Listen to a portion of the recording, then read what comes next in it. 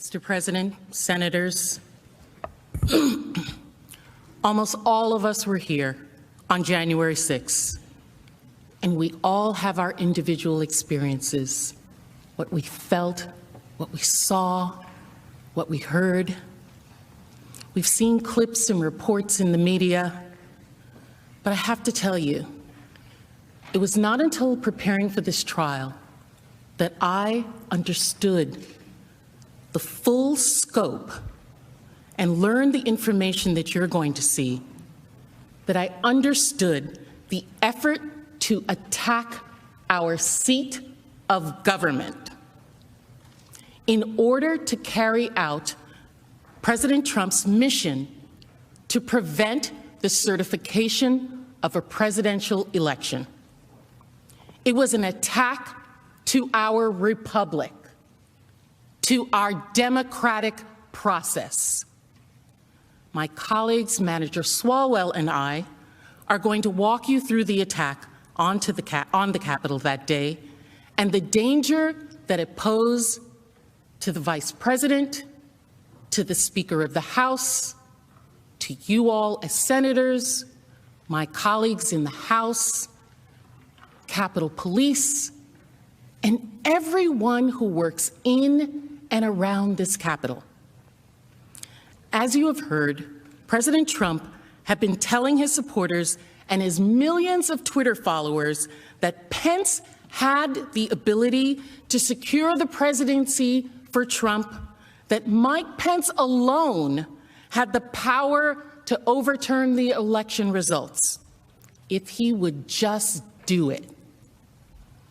But at 12:55 p.m. on January 6th, Vice President Pence formally refused the president's demand. He wrote, and I quote, "It is my considered judgment that my oath to support and defend the Constitution constrains me from claiming unilateral authority to determine which electoral votes should be counted and which should not." Pence ended his letter with a passage including the words, "I will do my duty." Even though the count resulted in the defeat of his party and his own candidacy, Vice President Pence had the courage to stand against the president, tell the American public the truth, and uphold our Constitution. That is patriotism. That patriotism is also what put Vice President in so much danger on January 6th by the mob sent by our president. To the president and the mob he incited, that duty to our Constitution was an all-out betrayal, and the vice president was the direct target of that rage. At 12:53 p.m., senators, members of Congress, Vice President Pence were in their respective chambers. Outside, rioters, including some linked to the Proud Boys, broke through the outer barricade surrounding the lawn of the Capitol.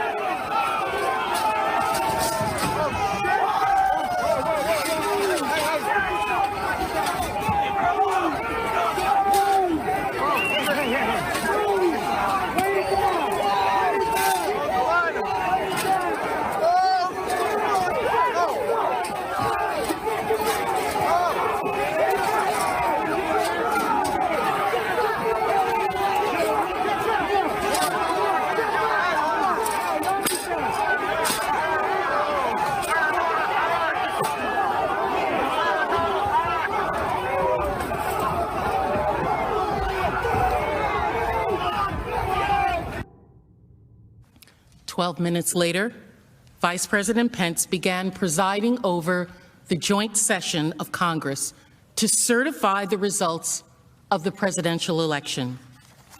You can see Vice President Pence gaveling in the joint session here.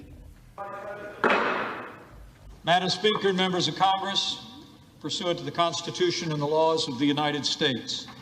The Senate and House of Representatives are meeting in joint session to verify the certificates and count the votes of the electors of the several states for President and Vice President of the United States.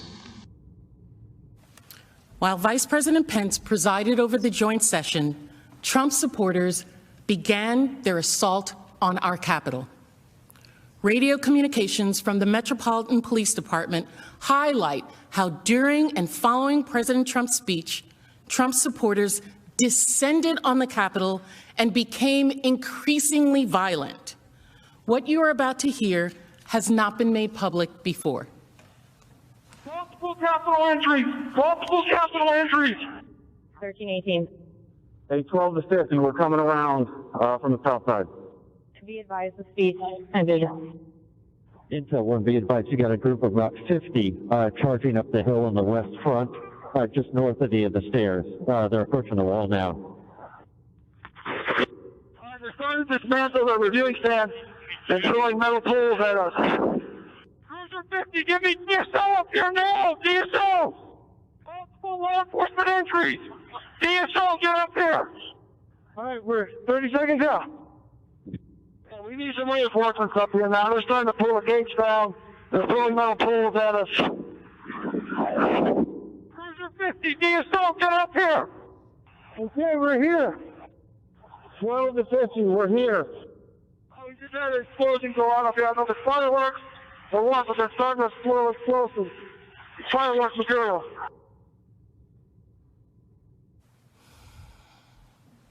After attempting to dismantle the outermost perimeter, the rioters did everything in their power to storm past the police and into the Capitol.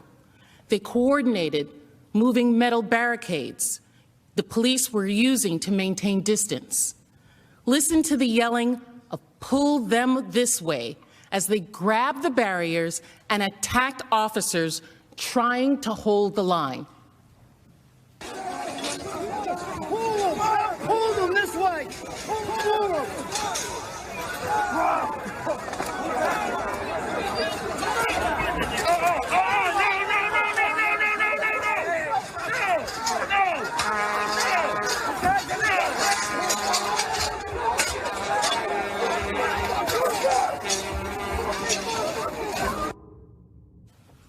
At about 1:10 and 1:23 p.m., respectively, Capitol Police sent out the first evacuation alerts of the day, telling people to evacuate the Madison Building and the Cannon Building, respectively. Shortly after, at 1:45 p.m., Trump supporters surged past Capitol Police, protecting the Capitol's west steps, the side that is facing the White House. In another radio communication between Metropolitan Police officers, you can hear an officer declare that there is a riot at the Capitol at 1:49 p.m. Cruiser 50, we're going to give riot warnings as soon as the apparatus is here. We're going to give riot warnings. We're going to try and get compliance, but this is now effectively a riot. 1349 hours declaring it a riot. The next video, as well as several videos that follow, have a model of the Capitol complex. The video is from the west front of the Capitol on the Senate side, the side facing the White House. Watch the red dot, which moves up the lower steps of the Capitol, indicating the approximate location of the rioters as they surge past the police.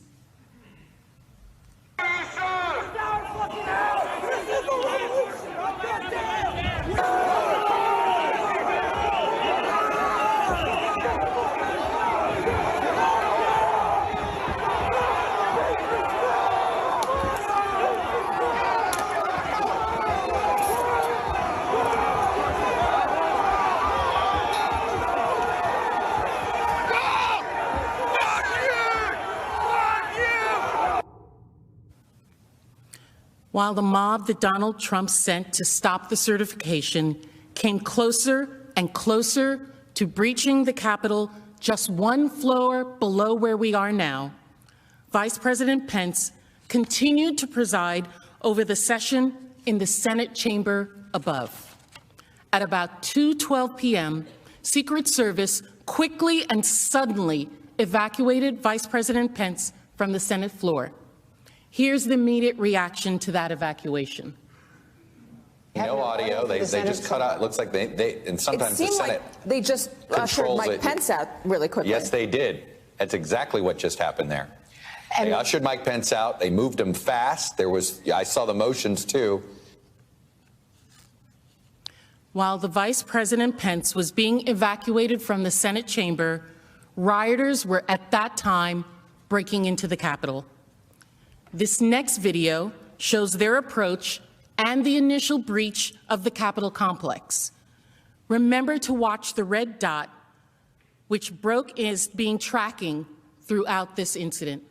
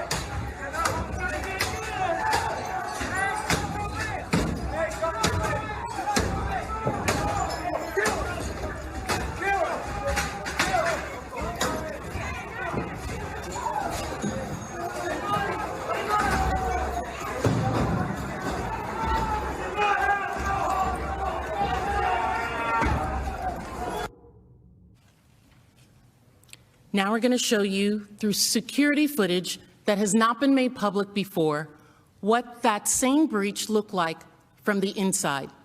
Now, because this is security footage, there's no sound.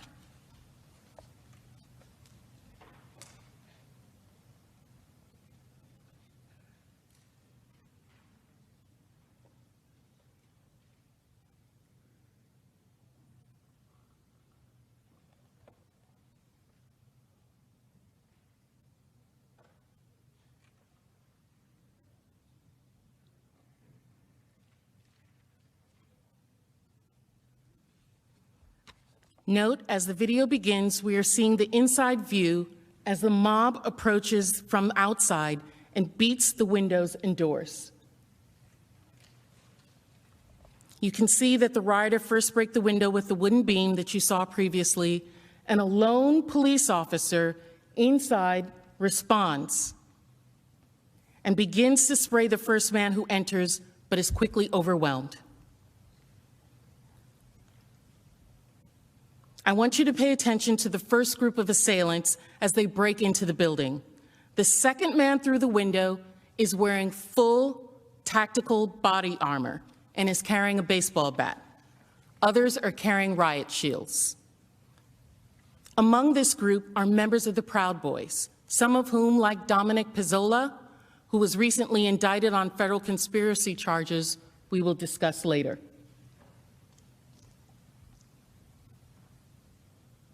Can watch where they're coming on our model as well.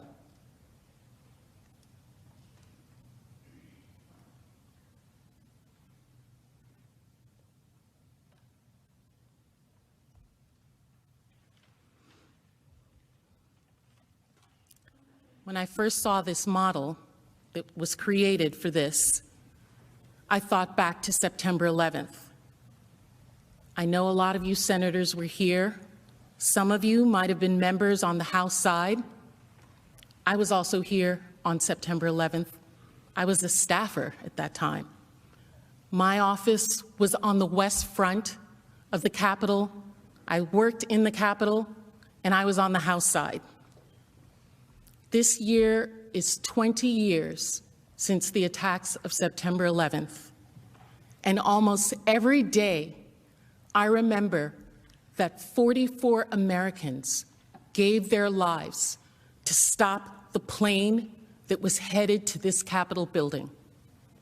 I thank them every day for saving my life and the life of so many others. Those Americans sacrificed their lives for love of country, honor, duty, all the things that America means. The Capitol stands because of people like that.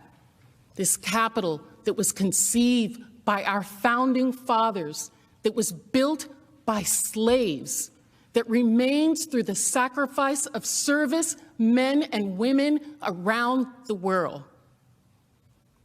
And when I think of that, and I think of these insurgents, these images incited by our own President of the United States, attacking this Capitol to stop the certification of a presidential election, our democracy, our republic.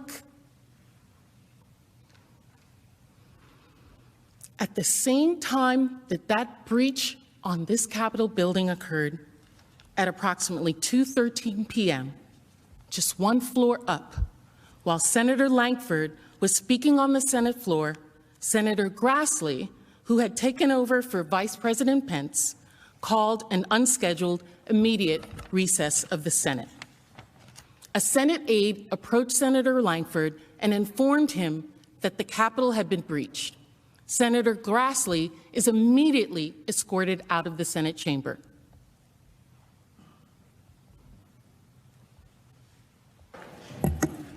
We'll pause. Protesters are in the building. Thank you. Now, while this was going on, Officer Eugene Goodman responded to the initial breach. You all may have seen footage of Officer Goodman previously, but there's more to his heroic story. In this security footage, you can see Officer Goodman running to respond to the initial breach.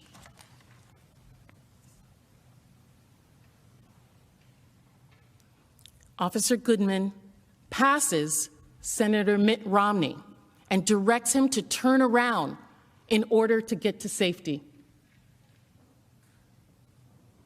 On the first floor, just beneath them, the mob had already started to search for the Senate chamber.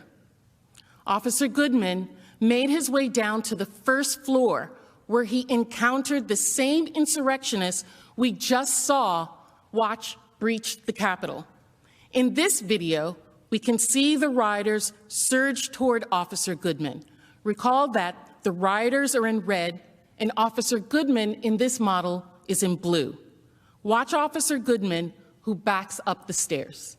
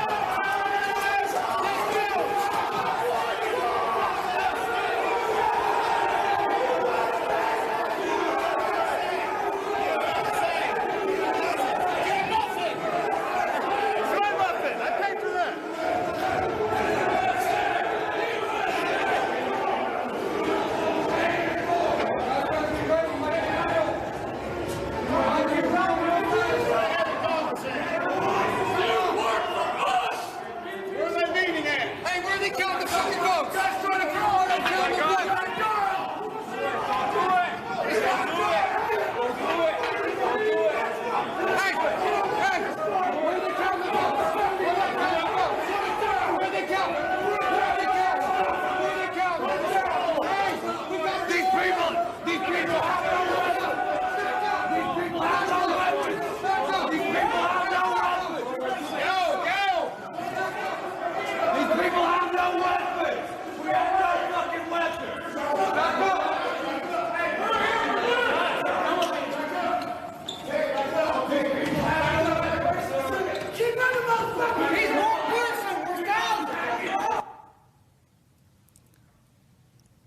Although they were shouting that they did not have any weapons, we know from the earlier video that that's not true.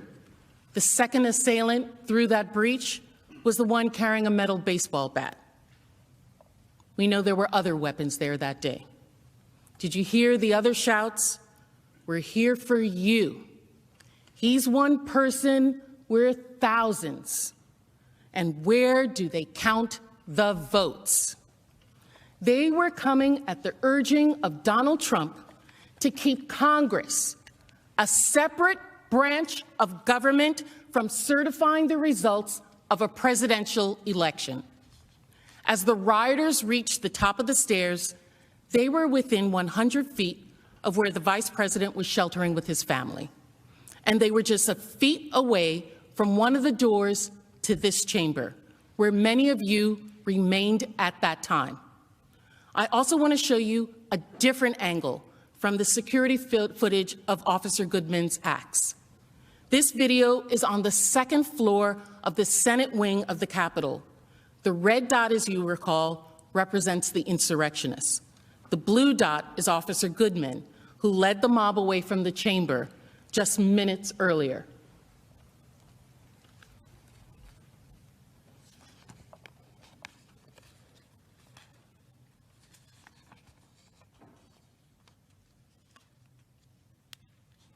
On the left-hand side of the video, just inside the hallway, is the door to the Senate chamber. And watch how Officer Goodman provokes the rioters and purposefully draws them away from the door to the Senate chamber and towards the other officers waiting down the hall.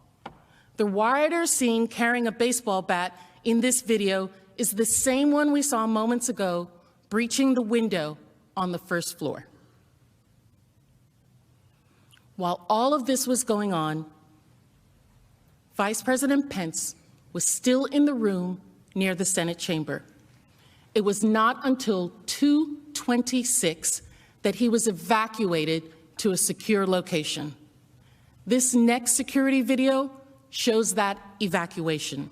His movements are depicted by the orange dot in our model. The red and blue dots represents the location where the mob and Officer Goodman were, and where Officer Goodman led the mob away from the chamber just moments ago. You can see Vice President Pence and his family quickly move down the stairs. The Vice President turns around briefly as he's headed down. As Pence was being evacuated, rioters started to spread throughout the Capitol. Those inside helped other rioters break in through doors in several locations around this entire building. And the mob was looking for Vice President Pence because of his patriotism, because the Vice President had refused to do what the President demanded and overturn the election results. During the assault on the Capitol, extremists reportedly coordinated online and discussed how they could hunt down the Vice President. Journalists in the Capitol reported they heard rioters say they were looking for Pence in order to execute him. Trump's supporters had erected a gallows on the lawn in front of the Capitol building. Another group of rioters chanted, "Hang Mike Pence," as they stood in the open door of the Capitol building. You can hear the security alarm from the door in the background, and you can hear the mob calling for the death of the Vice President of the United States.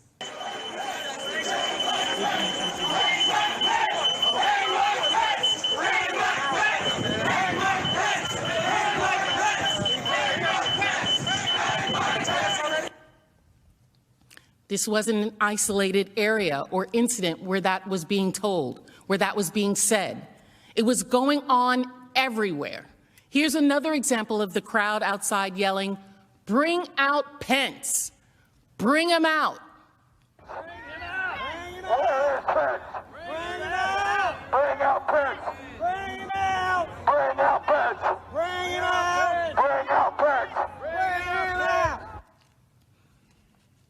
after President Trump had primed his followers for months and inflamed the rally-goers that morning, it is no wonder that the Vice President of the United States was the target of their wrath after Pence refused to overturn the election results. Listen to this man explain. Well, Congress, the cowards hid in their inside and were emergency escorted away because of fear of the people. Of course, they're cowards, can't face the people, can't do the right thing. Pence lied to us. He's a total treasonous pig, and his name will be mud forever. Now the real battle begins, and it looks like the American people are very pissed. So, good luck with that. Peace out. Peace out. Several insurrectionists described what they had planned to do if they encountered the vice president or other lawmakers. One of them, Dominic Pizzola, also known as Spaz, is a member of the Proud Boys, as we discussed. Pizzola came to the Capitol on January 6 with deadly intentions. He commandeered a Capitol Police shield, used it to smash a glass window, entered the Capitol, and paved the way for dozens of insurrectionists. As you recall from an earlier video, Pizzola was one of the first wave of rioters to breach the building. On the left, you can see a screenshot from the video of the break-in we showed earlier. And on the right, you can see Pizzola in the mob chase Capitol Police officer Eugene Goodman through the building. Pizzola is the man in the center of the photo with the gray beard. Pizzola has since been charged with 8 federal crimes for his conduct related to January 6. According to an FBI agent's affidavit submitted to the court, the group that was with him during the sack of the Capitol confirmed that they were out to murder, quote, anyone they got their hands on. Here's what the FBI said, and I quote, other members of the group talked about things they had done that day, and they said that anyone they got their hands on, they would have killed, including Nancy Pelosi, and that, quote, they would have killed Vice President Mike Pence if given the chance. They were talking about assassinating the Vice President of the United States. During the course of the attack, the Vice President never left the Capitol, remained locked down with his family inside the building. Remember that as you think about these images and the sounds of the attack. The Vice President, our second in command, was always at the center of it. Vice President Pence was threatened with death by the president's supporters because he rejected President Trump's demand that he overturn the election. The mob also went after Speaker of the House, who alongside the Vice President was presiding over the joint session of the certification in the House chamber. The chilling evidence shows that on January 6th, armed and organized insurrectionists trained their sights on Speaker Pelosi. They sought out the Speaker on the floor and in her office, publicly declared their intent to harm or kill her, ransacked her office, and terrorized her staff. And they did it because Donald Trump sent them on this mission. As the insurrectionists got closer, Capitol Police rushed the Speaker from the House floor at 2:15 p.m., mere minutes after the Capitol was first breached. They recognized immediately that she was in danger. The Speaker was not just rushed from the floor. The Capitol Police deemed the threat so dangerous that they evacuated her entirely from the Capitol complex, rushing her to a secure off-site location. The insurrectionist intent to murder the Speaker of the House is well documented in charging documents that are now available.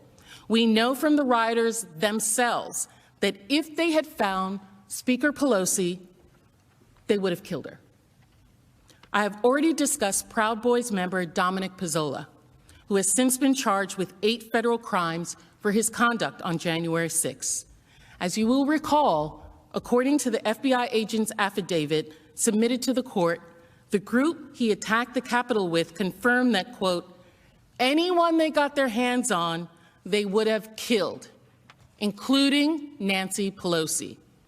William Calhoun, a lawyer from Georgia, also participated in the insurrection that day, and he too has been charged for his actions.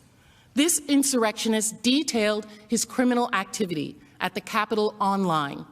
Calhoun wrote about his involvement on his own Facebook page. Here's the post. Calhoun stated, quote, and get this, the first of us who got upstairs kicked in Nancy Pelosi's office door and pushed down the halls towards her inner sanctum. The mob howling with rage. Crazy Nancy probably would have been torn into little pieces, but she was nowhere to be seen. Crazy Nancy. That's Trump's nickname for the Speaker of the House. Then he explains that he and his group only abandoned their claim to the Speaker's office when, quote, a SWAT team showed up. He writes, quote, then a SWAT team showed and we retreated back to the rotunda and continued our hostile takeover of the Capitol building. Retreated, hostile takeover. He's using military terms for this attack. The mob continued to look for Speaker Pelosi throughout the time they occupied the Capitol, including invading her offices. Watch now how the mob searches for Speaker Pelosi's office, which is marked in red, and the House chamber itself. Where are you, Nancy? We're looking for you.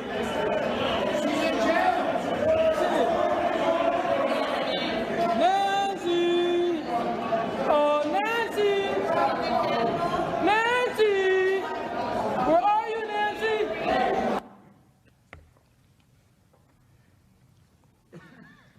During the siege, the Speaker's staff took cover in her office, hiding in fear for their lives for hours as rioters broke in and ransacked her office.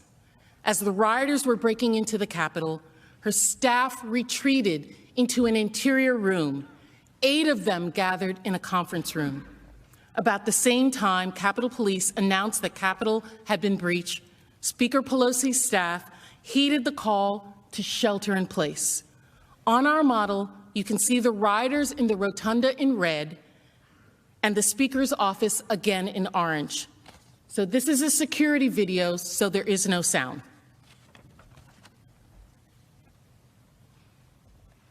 As you can see here, the staff moves from their offices through the halls and then enters a door on the right-hand side.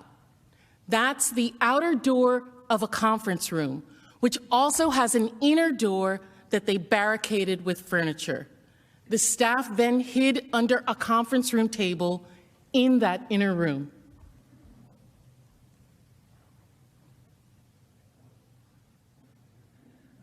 This is the last staffer going in and then barricading themselves inside of the inner office.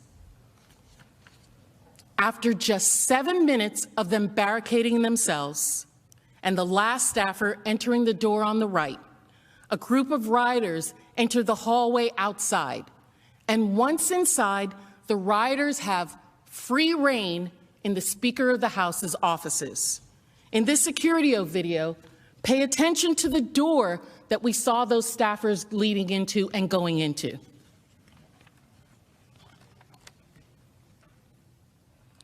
One of the rioters you can see is throwing his body against the door 3 times until he breaks open that outer door. Luckily, when faced with the inner door, he moves on. Another rioter later tried, unsuccessfully, to break through that inner door. At this point, the mob had already broken into the Speaker's formal conference room that is in the back of the hall at the top of the video. I want to play some audio we have of the Speaker's staff with the rioters at the door that day. You can hear the terror in their voice as they describe what's happening to them as they are barricaded in that conference room. Please listen carefully, because the staffer is whispering into a phone as he hides from the rioters that are outside the door. Texting Mike that they're within our hallway. We need Capitol Police, I think, coming to the hallway. They're pounding on doors trying to find her. You can hear the pounding in the background as that staffer is speaking. One of those staffers explained later that they could hear the mob going through her offices, breaking down the door and yelling, "Where are you, Nancy?" The mob also pillaged and vandalized the Speaker's office and documented their crimes on social media. They stole objects, desecrated the office of the Speaker of the House of Representatives of the United States. As you can see in these photos, rioters broke down a door. They also shattered a mirror.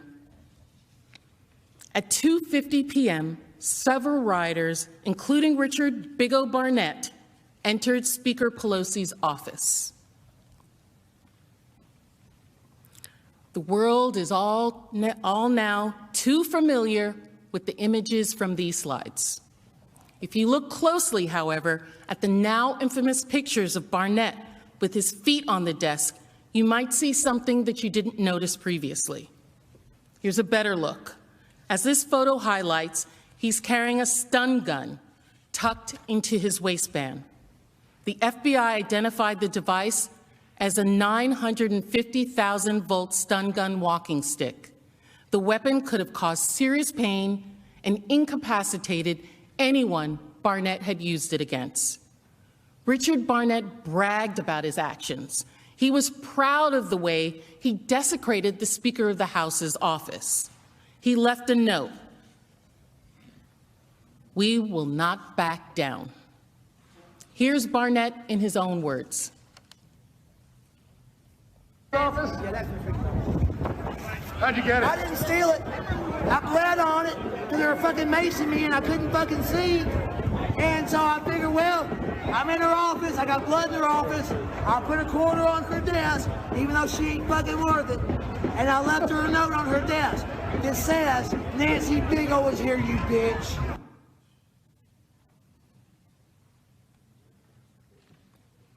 Trump's mob ransacked the Speaker of the House's office.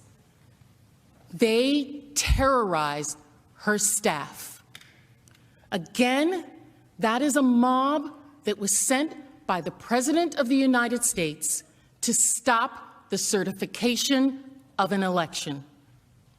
The Vice President, the Speaker of the House, the first and second in line to the presidency, were performing their constitutional duties, presiding over the election certification, and they were put in danger because President Trump put his own desires, his own need for power over his duty to the Constitution and our democratic process.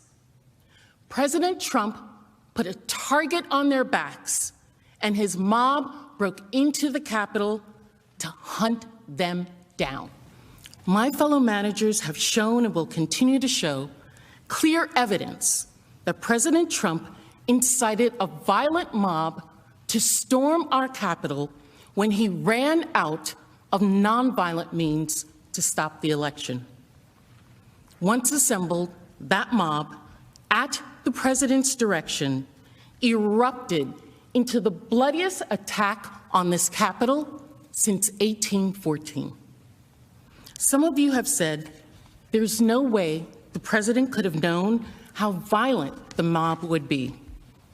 That is false, because the violence, it was foreseeable. I want to show you why this violence was foreseeable and why Donald Trump was different than any other politician just telling their fighters, their supporters, to fight for something. The violence that occurred on January 6th, like the attack itself, did not just appear. You'll see that Donald Trump knew the people he was inciting.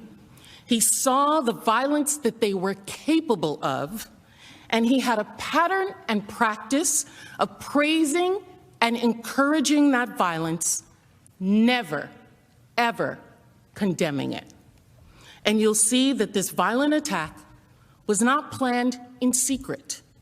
The insurgents believed that they were doing the duty of their president. They were following his orders. And so they publicized it openly, loudly, proudly, exact blueprints of how the attack would be made. Law enforcement saw these postings and reported that these insurgents would violently attack the Capitol itself. This was not just a comment by an official to fight for a cause. This was months of cultivating a base of people who were violent, praising that violence, and then leading that violence, that rage, straight at our door. The point is this: by the time he called the cavalry of his thousands of supporters on January 6th, and an event he had invited them to, he had every reason to know that they were armed, that they were violent, and that they would actually fight. He knew who he was calling and the violence they were capable of.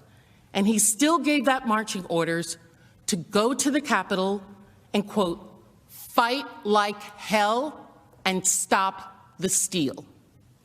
Make no mistake, the violence was not just foreseeable to President Trump.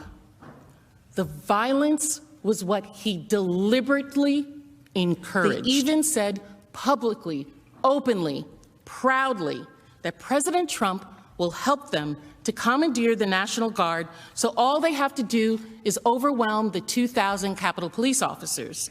This was reported in the NBC News and the Washington Post with headlines like, "Violent threats ripple through far-right internet forums ahead of protests.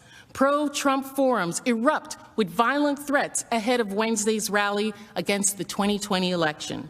Fox News also reported that the Proud Boys would come to the January 6th rally, prepared for violent action, even quoting a Proud Boy member who said they would, quote, incognito and spread across downtown D.C. in smaller numbers. City officials, seeing these same warnings, also publicly warned about the violence and unlawful weapons at the event. D.C. Mayor Muriel Bowser cautioned residents of the District of Columbia to avoid the downtown area while the rally attendees were in town. Federal law enforcement warned of these threats also.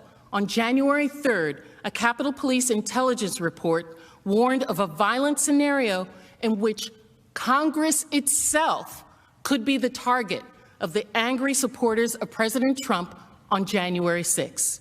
According to that report, obtained by the Washington Post, supporters of the current president see January 6, 2021 as the last opportunity to overturn the results of the presidential election. This sense of desperation and disappointment may lead to more incentive to become violent. Unlike previous post-election protests, the targets of the pro-Trump supporters are not necessarily the counter-protesters as they were previously, but rather Congress itself is the target for January 6th. The day before the rioters stormed the Congress, an FBI office in Virginia also issued an explicit warning that extremists were preparing to travel to Washington to commit violence and, quote, war, according to internal reports. The FBI report cited to an online post where the user declared that Trump supporters should go to Washington and get violent. The supporter said, quote, "Stop calling this a march or a rally or a protest. Go there ready for war. We get our president or we die. These threat warnings were not just hypothetical. Actual arrests occurred in the days leading to the attack. On January 4th, 2 days before the rally, one extremely well-publicized arrest was of a Proud Boy leader who destroyed a church's Black Lives Matter banner a month earlier during the December 12th Second Million MAGA March.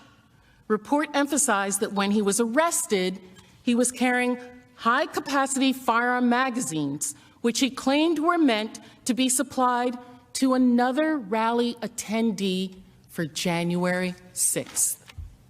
By the night of January 6th attack, D.C. police had already made 6 arrests in connection with the planned protests on charges of carrying weapons, ammunitions, assaulting police. This is all in public view. For me and for many Americans, January 6th is forever etched in our memories.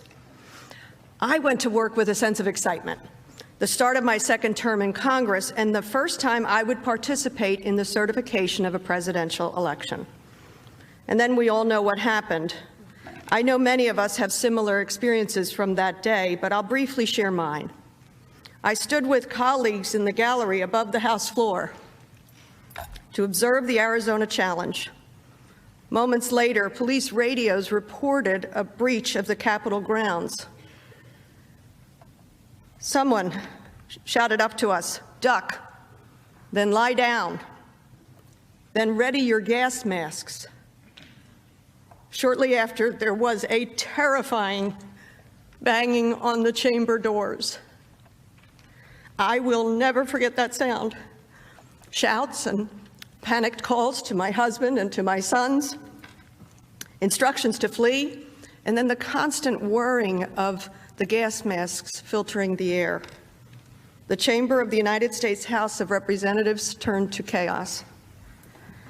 For Donald Trump, it was a very different day. Earlier, I showed you Donald Trump's desperate attempts to maintain power, ignoring adverse court rulings, attacking elected officials, pressuring his Justice Department, even attacking his own vice president. You saw a man who refused to lose, who was desperate to retain power by any means necessary. You saw a man willing to attack anyone and everyone who got in his way. And you saw a man who thought he could play by different rules.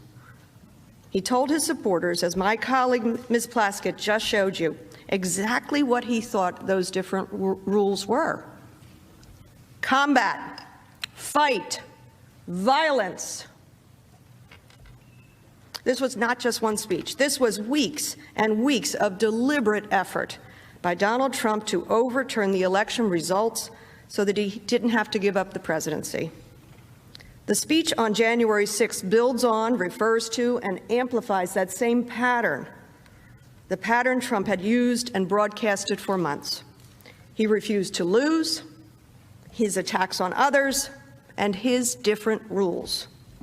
The only thing different about his speech on January 6th from all these other times that we went through was that he was no longer telling his base just that they had to fight to stop the steal. He was finally telling them, now is the time to do it. Here's the place, and here's how. For weeks, he urged his supporters to show up at a specific time and place, and when they got there, he told them exactly what he wanted. Let's start with his desperation. You saw how much planning went into January the 6th, and when the day arrived, Donald Trump's desperation was in full force. Between the time he woke up on January the 5th and the start of the Save America March, that next day, he had tweeted 34 times. When Donald Trump wants to get his message across, he is not shy, as you all know. These tweets were relentless, and these tweets all centered on his singular focus, his drumbeat to motivate, anger, and incite his supporters, his big lie. The presidential election had been rigged, it had been stolen from him, and they had to fight to stop it. We watched President Trump use any means necessary to pursue this aim, feverishly grasping for straws at retaining his hold on the presidency. but all his efforts prior to January 6 kept failing. And finally, in his desperation, he turned on his own vice president. He pressured Mike Pence to violate his constitutional oath and to refuse to certify the oath. President Trump had decided that Vice President Pence, who presided over the certification, could somehow stop it.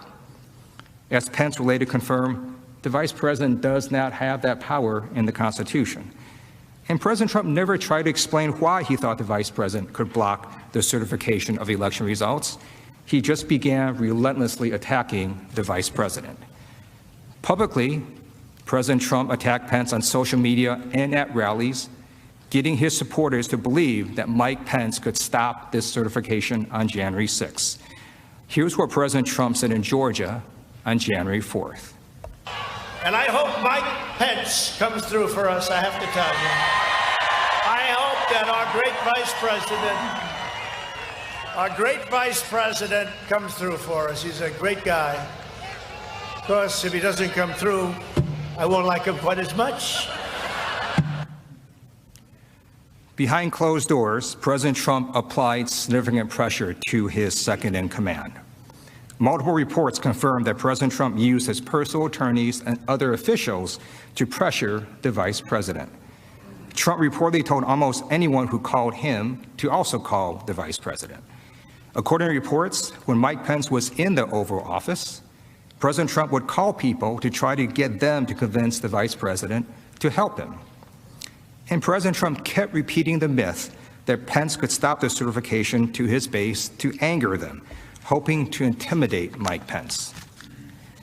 On the morning of the rally on January 6th, President Trump tweeted, "All Mike Pence has to do is send them back to the states," and in all caps he wrote, "and we win.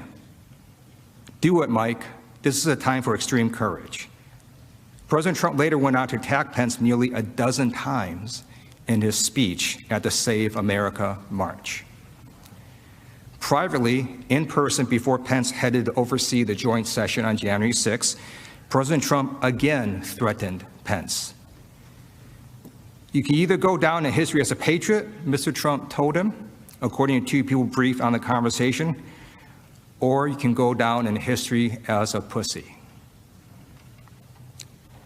As a veteran, I find it deeply dishonorable that our former president and commander-in-chief equated patriotism with violating the Constitution and overturning the election.